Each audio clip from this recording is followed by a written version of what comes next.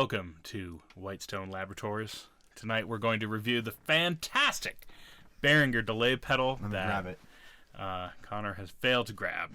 Shut up!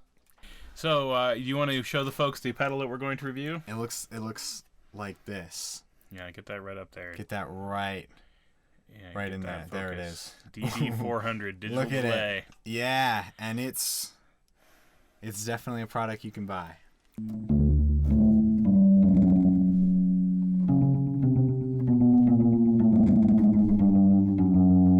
Yes, it is a product you can buy, although you did not buy this one. I did not buy it. I got it as a gift a couple years ago from my uncle. And where did he buy it? In Japan, because All right. he was stationed in Japan. And what approximate price range are we talking for this pedal? Well, I think it was like $30. All right. So it's quality. So I think he bought it used for $30, and you can buy them new on Amazon for $35. So yes. He might have gotten ripped off in Japan. I'm just saying. This is it runs on a battery, Yep. and if you want to know how to replace the battery, It's a doozy. it is a doozy. But essentially, this little pedal thing comes off. You have to push in these black things on both sides, and then it comes off. And Yeah. The original battery did not work when we tried this because, as we discovered, the battery was from the dollar store. Probably the Japanese dollar store many years ago. So Yeah. So, I mean, it's kind of amazing that it wasn't filled with battery acid.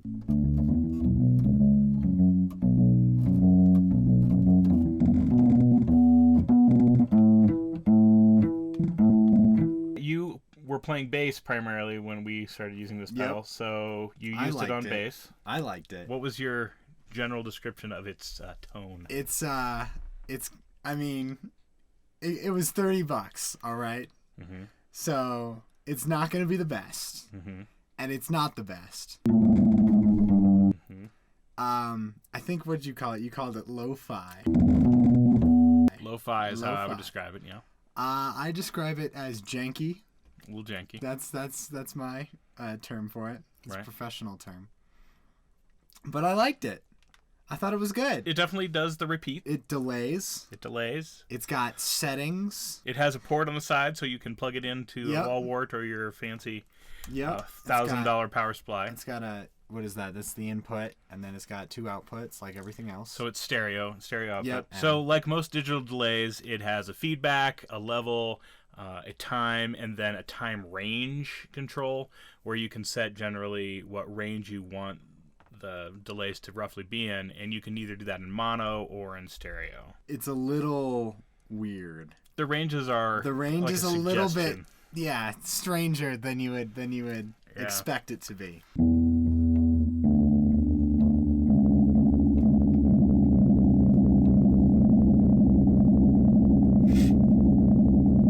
And I'm used to working in the with the computer software delays or Yeah. on the iPad where I can set my delay as I want this to be a quarter-second delay or in dotted eighth note, and I want it to be exactly 300 milliseconds. Yeah. And this is not that. It's No, far from that. you set it at that kind of 500, and then the time is kind of somewhere it's just around 500. It's just got, a min and a max. It doesn't really have any sort of actual display on how right. often it would be. And how would you describe the construction of the pedal itself? It's all plastic. Yes, it's all plastic. It's like melt in your oven plastic. It is probably only a half step above a tub of margarine level plastic is how I would describe it. It is definitely not something that you're going to want to wear your Doc Martens and jam on stage a bunch of times. You get better echo from a cave, right? Well, the sound of it snapping under your boot will be pretty loud on stage if you aren't careful with it. That is what That's another thing that we didn't talk about yet is the graininess of it. There's a It is lot grainy. of grainy. I had it for a long ass time before we really seriously used it. So yes, but you like the graininess. You like that kind of lo-fi texture as opposed to it being pristine. Yeah, when you plug it in, it's like. Oh wow.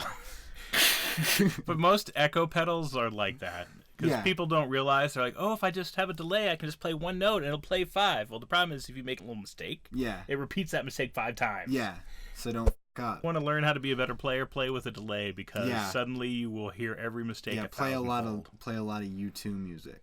Also, well, as we discussed, though, you can't play U2 with this because delay. it's not crisp enough. Well, no, because you need 2.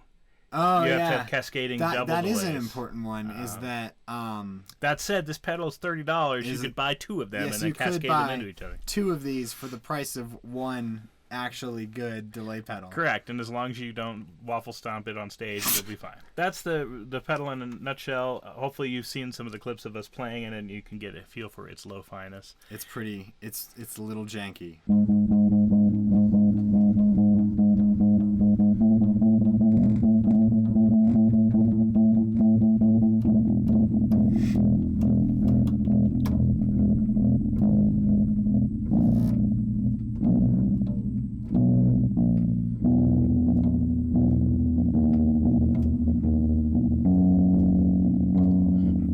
But I love it. But I it mean, does. I really It does like it, and for the price, it's hard to beat if Yeah. you want a discrete pedal. If on you just stage. want a delay pedal and you don't want to pay a lot for it, that's your option right there. This That is a pedal. solid for you. It will is. it will fit on your pedal board. Yes, there's not a lot of controls. You can find the PDF of the manual online. That's what we had to do Yep. to figure out what the various controls did. I think the thing that confused me the most was the stereo versus mono. Yeah, the for the S&M. modes, the S&M. I mean, Yeah. S&M can stand for a lot of things. And, Sexy. yeah. That's kinky. It is. Mm-hmm. So anyway, that's the story of the Behringer delay pedal. Try it out if you only want to spend $30 on a kind of lo-fi delay pedal.